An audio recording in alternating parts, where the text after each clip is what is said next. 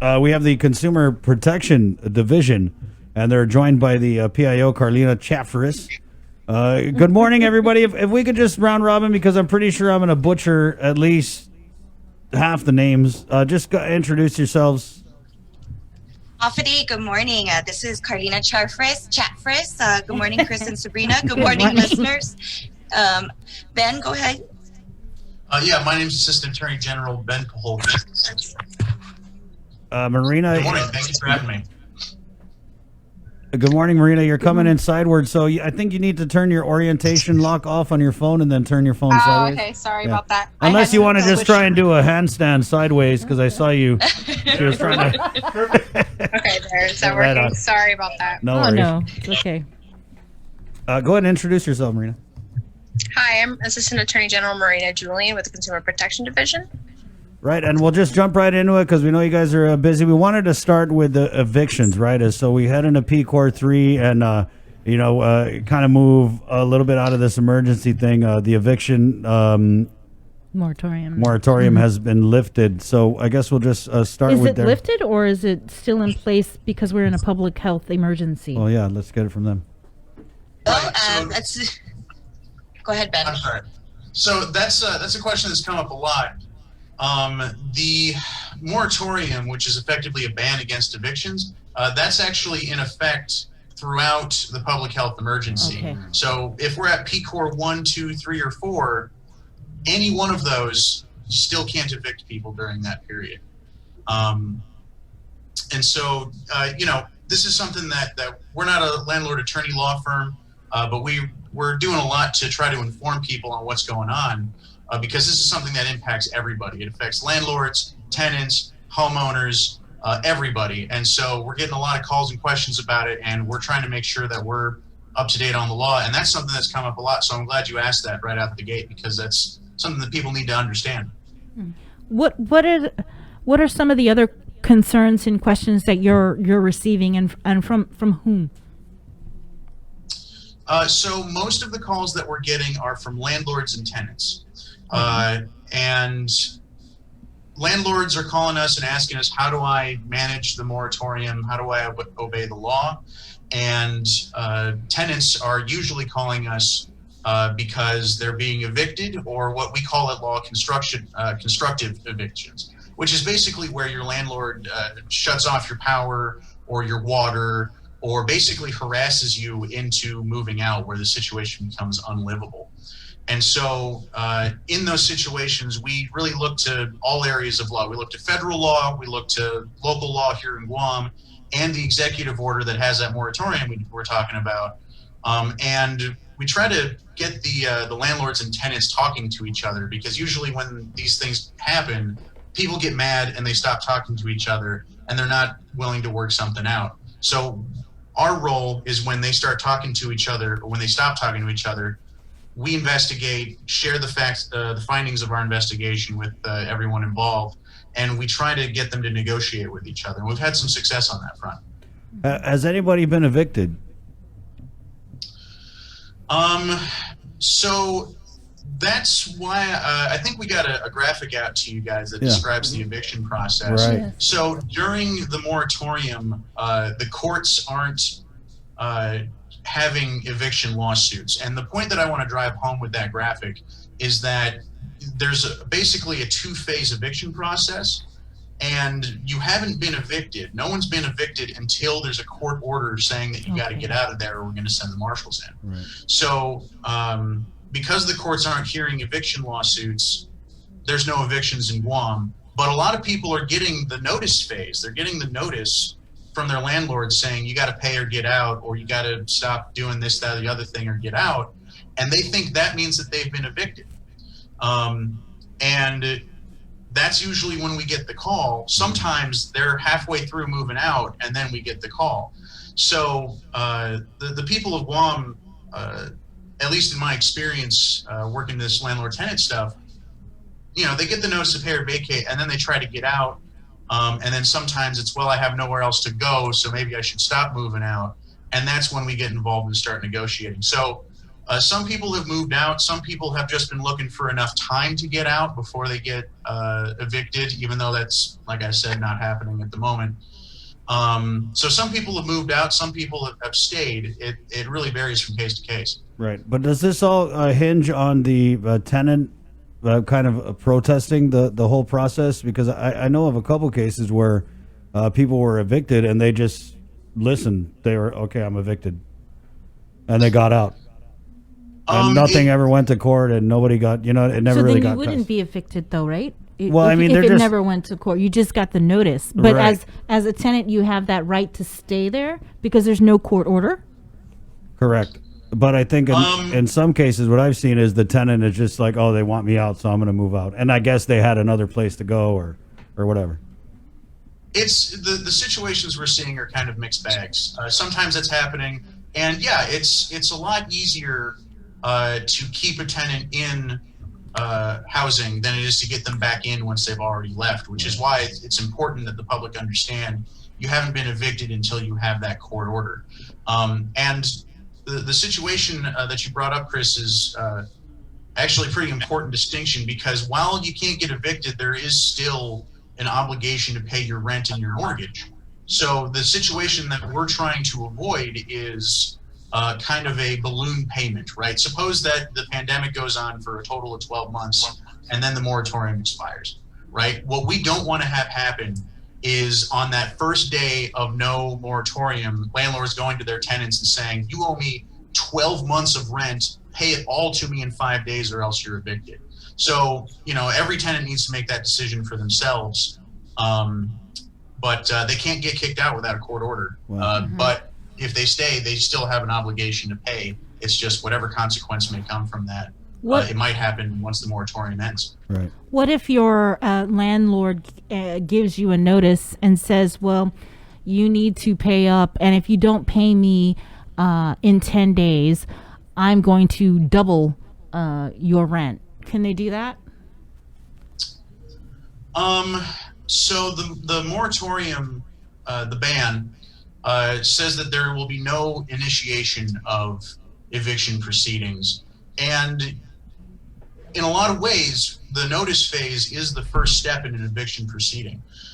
So, I'm not going to give legal advice over the air, but what I will say, if I was a landlord and I was trying to kick someone or evict someone from my property, I would wait until after the moratorium had expired and then proceed in the normal ways that my landlord attorney had advised me, just so that way there's no question about it later. All right, this is pretty interesting to me. I mean, I kind of want to delve off into like landlord, rent, tenant controls, and all that stuff that they do in the States, but that's obviously a conversation for another time. And Ben, we know.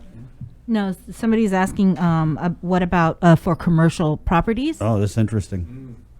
What about commercial properties, Ben? Do the same rules right apply? now, the moratorium does cover commercial properties. So the moratorium is it prohibits any evictions and any foreclosures. There's no distinction at this point in the moratorium between commercial, residential, or any other type of property.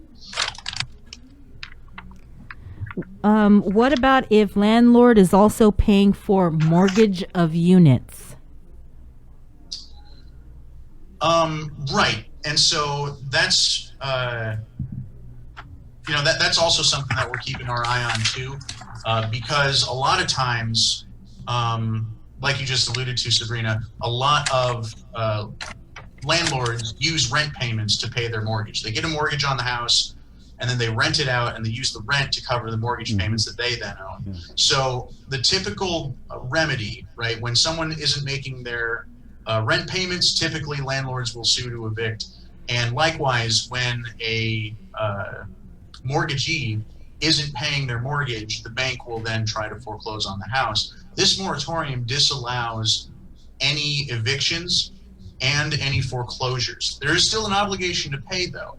And under the CARES Act, which is federal law, if a mortgager is having a financial hardship, or rather if they tell the bank that they're borrowing from, their loan servicer, that they're having a financial hardship due to COVID-19, the mortgager has to give them a 180-day forbearance, which then can be extended at the end of that 180 days for another 180 days. Though I have heard that there is some impact on people's credit scores if they do that. So what we're encouraging people to do is to have an open conversation with their landlords, and if they are a landlord and they have a mortgage, with their loan servicer, and try to come up with some kind of mutually beneficial way of handling that before it gets to that point, just so no one has any impacts on their credit from this pandemic. Ben, let me ask you, this is maybe a different one, right? So no evictions, but what about those instances where you're renting a property from a landlord who is paying for the utilities on that property? Right. So the law about that is that if a landlord willfully diminishes services to a tenant by causing an interruption of essential services, such as running water, electricity, gas, if that applies, then the landlord may be liable to the tenant for any costs that the tenant incurred. Right. So if the tenant has to move out and go stay in a hotel because there's no running water, then the tenant could then go sue the landlord and get money back on those receipts. And the court could even look at that and say, you know what, you got to pay them back up to 3 times the amount on those receipts. Oh, wow. So, you know, we're encouraging all landlords and tenants to talk to each other and make sure that they're not, you know, shutting off the services and whatnot. And actually, many of the cases we've had have been people shutting off services, and we've gotten those turned back on in a lot of cases. Wow. Okay, Ben, we know that you got to go. Anything in closing? Is there a final takeaway for people out there who are renting or, you know, trying to pay their rent, struggling? Yeah. So first, I want to make it clear that the governor's eviction moratorium, it expires.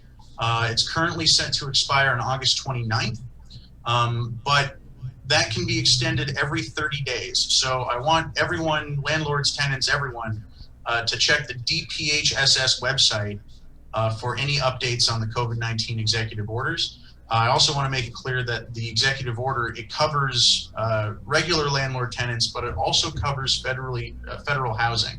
So if you're in GURA, you can't get evicted for that either. I think that's it. Anything else? If anyone else has any other questions, feel free to reach out to the Attorney General's office.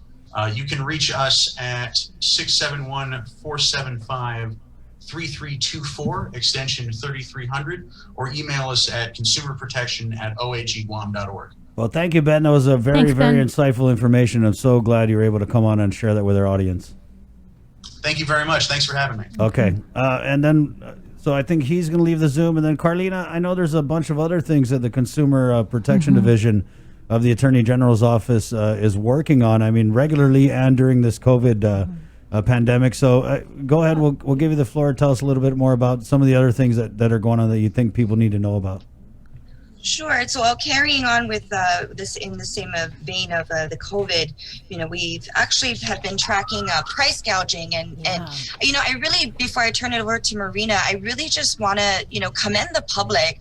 They have just been, you know, the community has been so alert, taking photos, you know, making sure, holding merchants and store owners accountable for the prices and the way that they're setting it. And so I really just want to, you know, shout out to the community, not only for staying alert, but for reporting it to us. We saw a huge jump. We actually had 178 complaints received by our office. Initially, in the beginning, it was by phone call. We have 44 by phone call. And it was amazing because our team down in the Consumer Protection Division, you know, they never stopped working. And so we were actually having phone calls forwarded to our personal cell phones to make sure that they were, you know, we were able to receive these complaints and then activate our investigators to get out there and to validate whether or not it was, in fact, a price gouging issue. So I just want to hands out to the community and hands out to our people down in the Consumer Protection Division for that. Marina, if you wanted to kind of take over and talk about what some of our findings were with the investigations. Hi. So, what our findings were that we didn't find that, or what we found was that wasn't really any ill intent when there was any price raises from the stores. A lot of the time when we reach out to them, we send out an investigator after someone submits a complaint, and they were able to discuss with us why the prices were raised. Majority of the time, it was the price was raised because there was an increased cost in shipping to the store if they had to meet the demand by shipping it from a different wholesaler. Another majority of the complaints involve people making price comparisons between stores. So if you went from a large store to a mom and pop store, people thought it was price gouging because one store was charging more than the other. And another large number of complaints involve sale items going back to the normal price and from one week to the other. So, Marina, I guess and Carlino, you're talking about the public being vigilant and taking the pictures of these 178 complaints. How many turned out to be actual cases of price gouging? Well, a lot of times, as Marina was saying, they were really cooperative. We went out there and said, hey, can you justify this price? And most cases that they were, in the other cases, they did adjust it back. And so we actually saw less than a dozen. We saw less than 10 where we actually had to elevate it to the next step, which would be issuing a letter. A cease and desist letter, for example, saying stop this practice or we're going to file a lawsuit against you. Wow. So it was less than 10. So great job to the store owners as well. It's nice. It's comforting to know that they aren't trying to gyp us when we're going through this public health emergency. So of those 10, what were can you tell us the products and then maybe the range of the gouge, if you will? Sure. So we actually were able to count it. 25% of it was for hand sanitizer. No surprise there.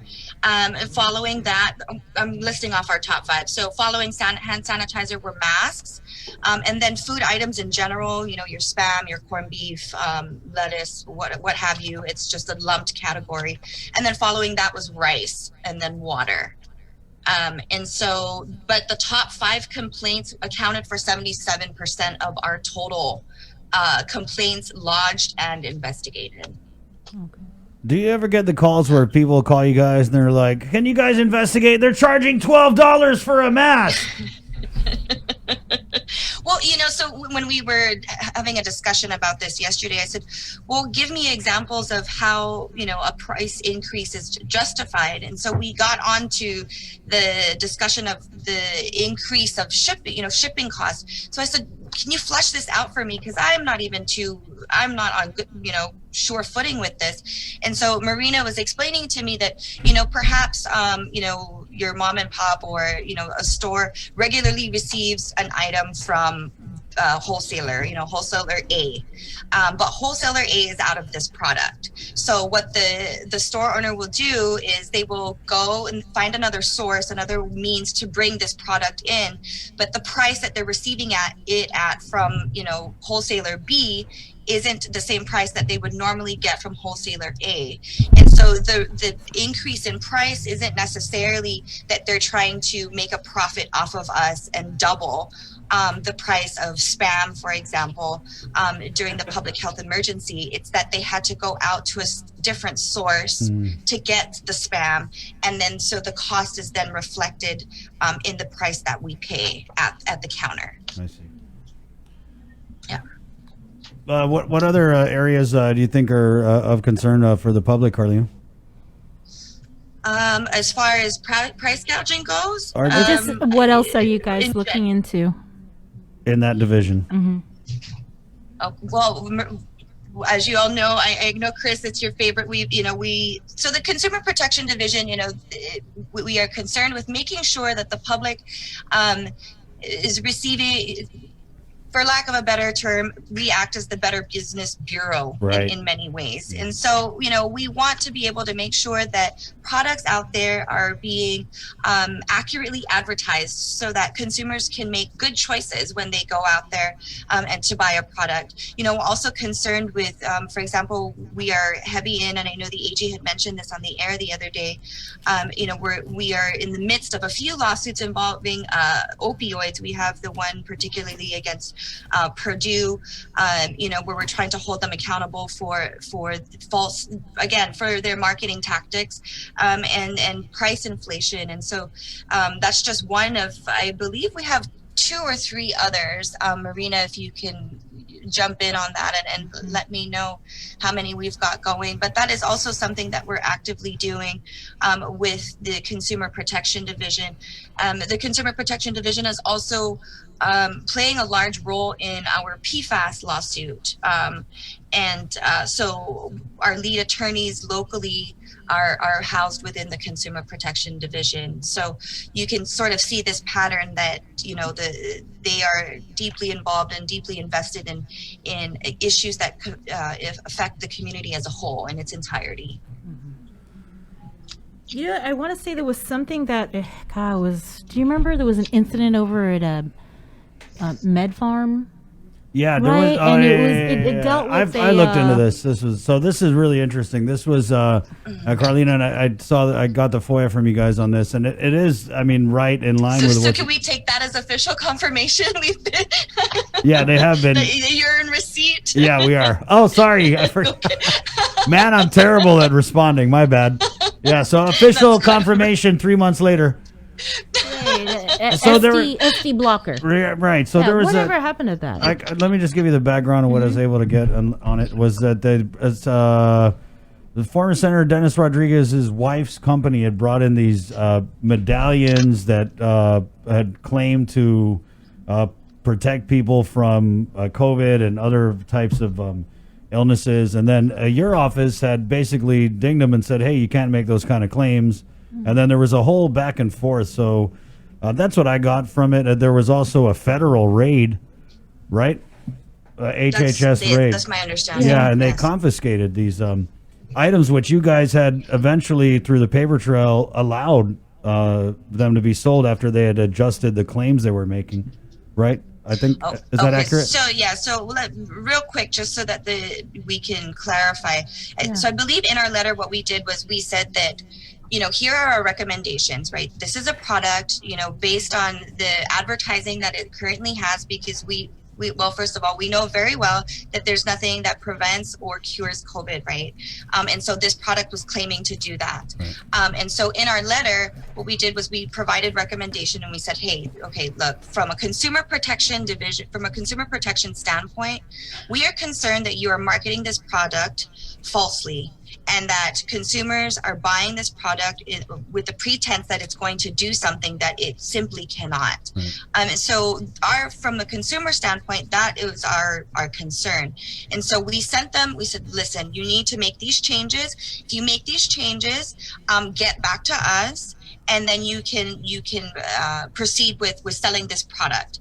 But I believe it specifically states in the letter that they needed to contact us prior to putting this product back out on the market with changes to its marketing and its advertising. And so that is where we are with that case. So and what do they do, Carlina? Did they put it back out on the shelf and they were like, just kidding about those claims? Well, they should certainly, it should come through our office before it hits the shelves again. Right.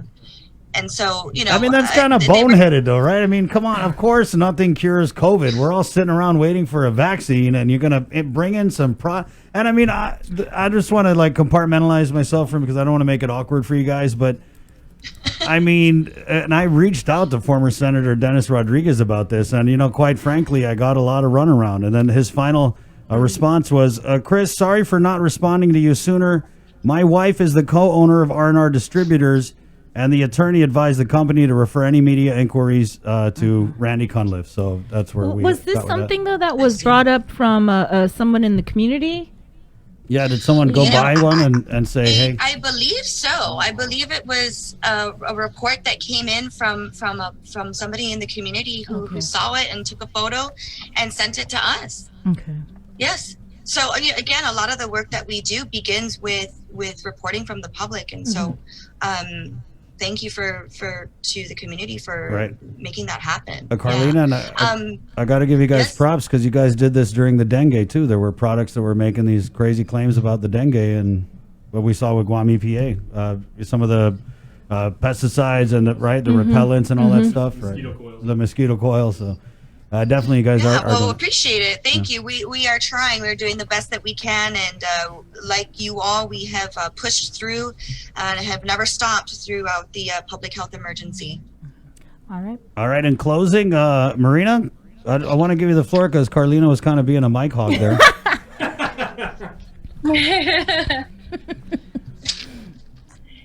And yeah, I just want to repeat what Carolina said. I want to commend the public for staying vigilant and being our eyes on the ground for us. And if they have any more complaints, they can submit it to Consumer Protection at oagguam.org. All right, thank you. All right, thank you, ladies. Always a pleasure. Carl, Altilik is yours for you for making us. No, that might be construed as assault. Sabrina, I like getting my ears tealed. Okay, take care, I think everybody. that's the problem. Have a great day, listeners. Okay, thank you. All right, okay, bye. adjust. Grandma was like, wait, you like this? Boy, what? It's 8:58. We're going to take a short break, and we are coming back with KUAM News' that SD blocker. Dude, you took me back on that one. Well, I just remembered there was something that happened. And this was a story I tried to do, but I just got no response from former Senator Dennis Rodriguez, and I basically had to be like, hey, are you going to give me something or not? And that was what we had got. But I mean, I just really was just mind boggled that, really, you're going to bring in necklaces that claim that they cure COVID and. Well, that's closed out though, right? Yeah, it's closed out anyway. So, but it doesn't mean it wasn't wrong, Bree. Right. Okay. But anybody, if you have any sort of concerns, you can always contact the Consumer Protection Division, and their number's 475-3324. All right, we'll take a break, and we're coming back with KUAM News' Decision 2020 on the link. It's The Breeze 92.